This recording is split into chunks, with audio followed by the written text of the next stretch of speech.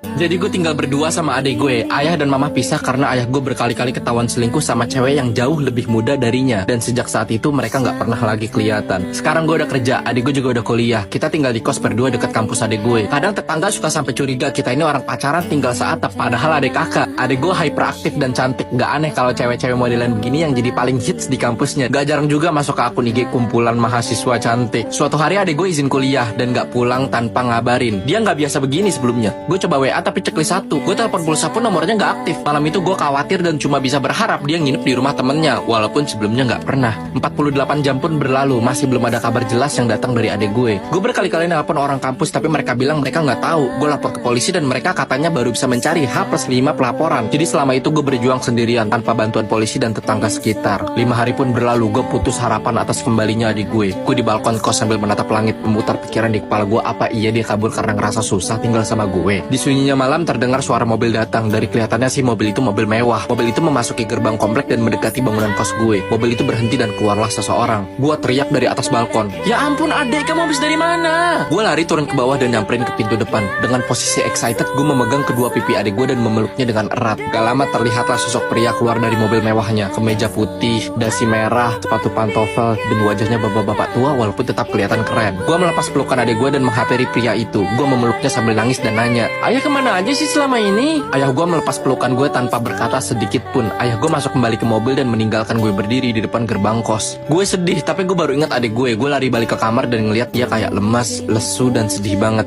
Gue coba tanya dia kenapa, tapi dia diem aja. "Adik kenapa? Kok tumben diem aja? Biasanya kan kamu gak gini." "Ayah bilang apa sama kamu? Ada kabar apa?" "Ayah bilang kabar tentang mama nggak? Mama sehat." Dari banyaknya pertanyaan gue, adik gue cuma bengong dan meminta gue keluar kamarnya. Gue pun dengan pasrah balik ke kamar dan tidur. Nah, kemarin adalah bulan kedua semenjak adik gue ketemu ayah, dan sampai saat ini pun dia masih sering bengong dan gak pernah mau gue ajak ngobrol. Malah sepertinya tambah memburuk ya. Tatapannya selalu kosong kayak orang gimana gitu. Seminggu belakangan ini banyak banget paket yang datang ke kos yang ternyata barang-barang semacam pis, alat-alat besi aneh gitu. Gue juga gak ngerti itu apa. Gue ngomong dalam hati nih, orang mau apa gimana sih, mana alat-alatnya itu kayak alat-alat operasi dokter gitu. Hari ini gue keluar kota, ketemuan sama teman lama gue yang sekarang udah jadi dokter. Kita ngobrol-ngobrol tentang adek gue ini. Apa adek gue trauma dan harus ke terapis? Apa adek gue habis denger cerita yang buat dia sedih? Apa gimana gitu? Temen gue duduk dengan santai di hadapan gue sambil mendengarkan cerita panjang gue. HP gue getar berkali-kali, telepon dari nomor gak dikenal yang digitnya cuma 31110 kalau gue gak salah lihat. Tapi sengaja gak gue angkat karena kita lagi ngobrol serius. Tatapan temen gue itu makin serius ketika gue deskripsiin alat-alat yang dibeli adek gue kemarin-kemarin. Dia nanya banyak ke gue. Semua alatnya besi. Iya, ada yang bentuknya kayak gunting tapi bukan gunting. Iya,